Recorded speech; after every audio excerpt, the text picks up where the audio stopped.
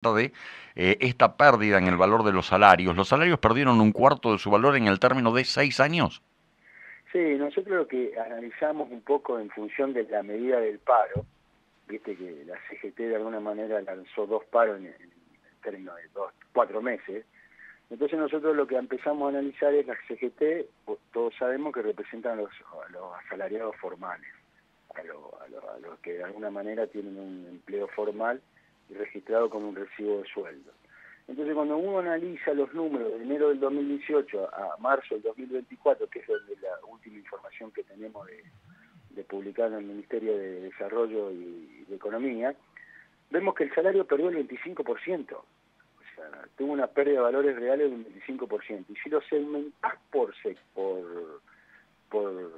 parte también, y vos analizás, por ejemplo, enero de 2018 hasta noviembre de 2023, que fue el nolo del gobierno de Milei, de alguna manera, Claro. había perdido un 23%.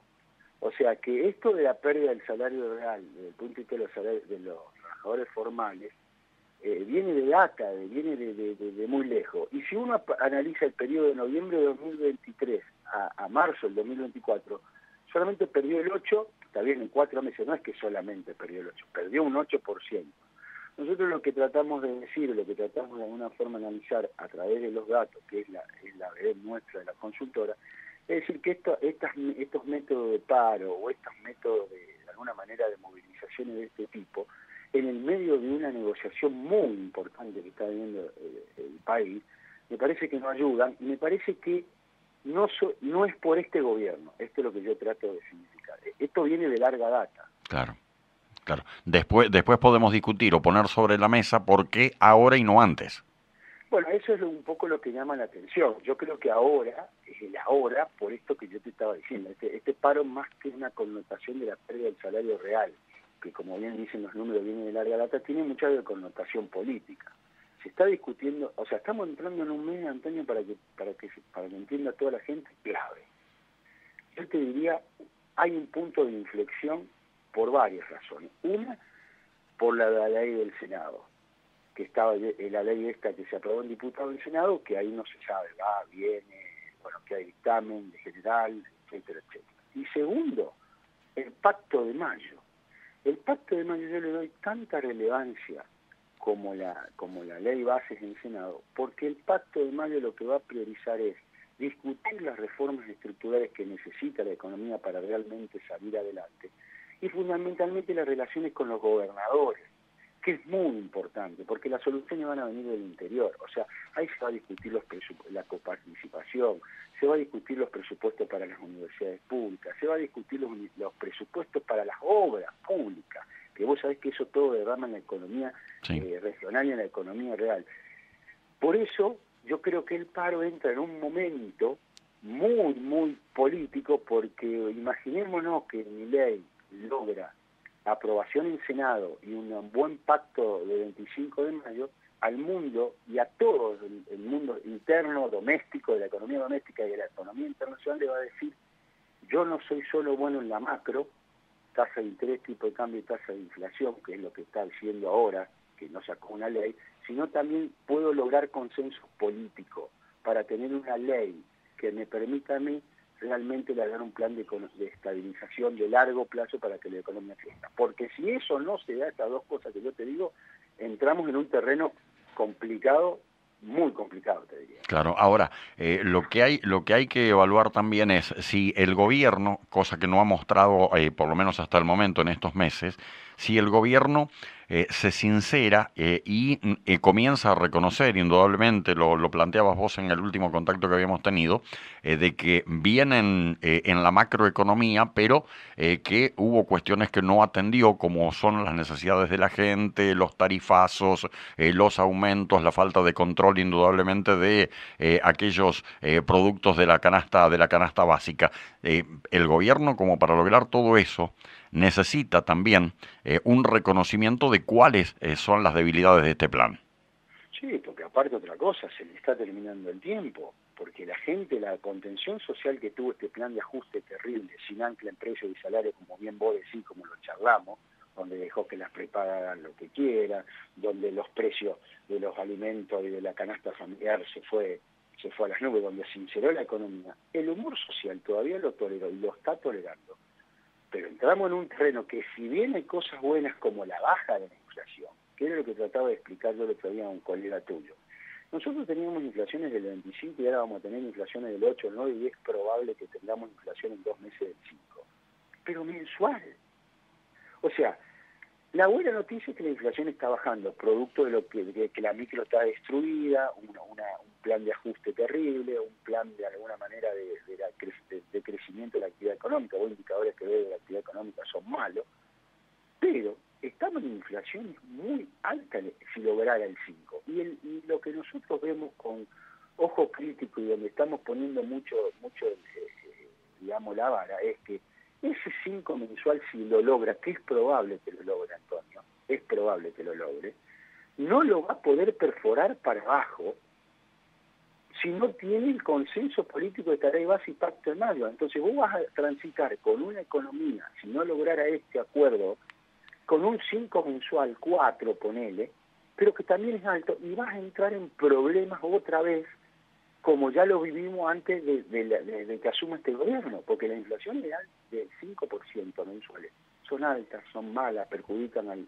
al asalariado, perjudican a los sectores más desprotegidos de la economía. Y eso, para perforarlo para abajo, se necesita esto que estamos hablando nosotros recién, ¿no? Claro. Entre otras cosas. Ahora, ¿no te queda la sensación desde lo que hacen ustedes a nivel de estudios en la consultora, que ese 5 termina siendo ficticio porque vos vas, hay una serie de componentes, digo, que conforman ese dato inflacionario? En todo caso, que se habla del 8 sería para las próximas horas. De cualquier manera, vos vas al almacén, vos pagás la prepaga, tenés que pagar el estudio de tus chicos y demás, y ese 5 o ese 8% es mucho más. Sí, es correcto eso, pero nosotros miramos 3 indicadores de inflación: la inflación estacional, la inflación núcleo y la inflación de los precios regulados. Entonces es correcto lo que decimos, la inflación, si bien en el nivel general da un 7, un 8, la de los regulados da un 12. Entonces cuando vos ves la tarifa de gas, la tarifa de luz, pasa lo mismo. En algún momento cuando ves los estacionales o ves los textiles, no es el 5. De todos modos, y te voy a agregar otro dato. Cuando uno analiza la inflación, así como yo te digo, núcleos estacionales y regulados, también hay que analizar la inflación por zona, porque no es lo mismo la inflación en el conurbano que la inflación en Salta, que la inflación en Tucumán, o que la inflación en la zona pampeana. O ahí te encontrás también con otros tipos de componentes que hacen que en determinados lugares la inflación sea aún más grave todavía. De todos modos, cuando nosotros hablamos de inflación a nivel general, es el parámetro que nosotros tenemos para analizar la economía, llamémosle desde el punto de vista de la macro. Pero es correcto lo que decís vos. Por eso digo que inflaciones al 5, aún, como bien vos decís, relativa, es alta. Sí. Los países del mundo tienen inflaciones, y alta, te digo, que están combatiéndolo con la tasa de interés, y tienen un problema, porque después de la pandemia no lo pudieron controlar, de 6 anual. Entonces, cuando vos tenés inflaciones del 6 anual, que nosotros en Argentina no la tenemos de la convertibilidad, ¿me entendés? Sí. Entonces, este análisis que estamos hablando de ficticio, no ficticio, sectorial, no sectorial, pasa a segundo plano. No sé si me explico, porque sí, la inflación, de alguna manera, no incide en el costo de vida, en el valor real, en el poder adquisitivo real de los ingresos. Claro, exacto. ¿Se da a conocer en próximas horas el dato que manejan ustedes y que estaría rondando entre el 8 y el 10? Sí, nosotros vemos más un 9, depende muchísimo de cómo pondera el INDEC el tema de las tarifas, que las pudieron segmentar para arriba, eso hace que a lo mejor pero va a estar abajo de un dígito. Y estamos proyectando para el próximo mes entre el 6 y el 5. O sea, nosotros vemos que la inflación va a desacelerar, porque al no haber emisión monetaria y tener un superávit fiscal, como tiene mi ley, más allá del cómo lo logra, hace que la inflación o el sesgo monetario baje, pero vos tenés todavía inflación inercial. ¿Qué inflación inercial? Esta inflación que viene de 12 meses, donde todavía la economía no está acomodada. Por eso se necesitan estos planes que yo digo, de regular lo tributario, lo laboral, de alguna manera también de que el campo de alguna forma liquide, bueno, etcétera, etcétera, etcétera. Que es lo que vamos a ver en el mes de mayo, donde nosotros lo vemos como un mes muy importante para el gobierno de Milei, ¿no? Y Exacto. para la economía en general. Lo último, Leo, es preguntarte lo siguiente con respecto a este estado de situación que vivimos. Digo, si uno lo compara con un par de meses atrás, donde llegamos al 20 y pico, hoy hablar del 8 sería verdaderamente un éxito. Ahora, no olvidemos lo que decías recién. La inflación en el mundo es de un 6 anual y nosotros tenemos un 8 mensual.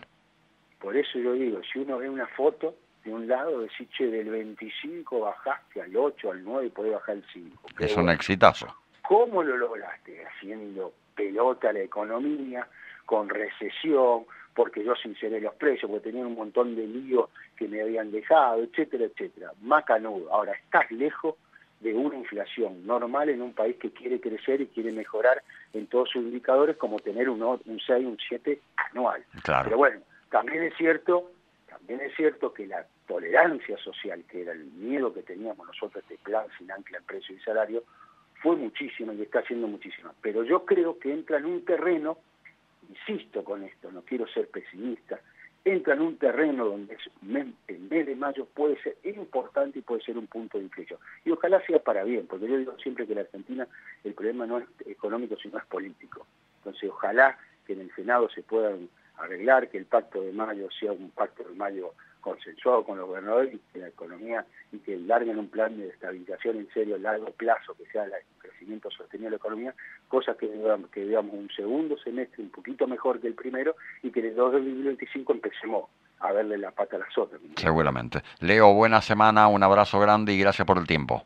Bueno, gracias y un saludo a todo el equipo y a mi querido Carlos Pellegrini. Abrazo. Muy bien, ahí estaba. Leo Piazza desde LP Consulting, la última publicación de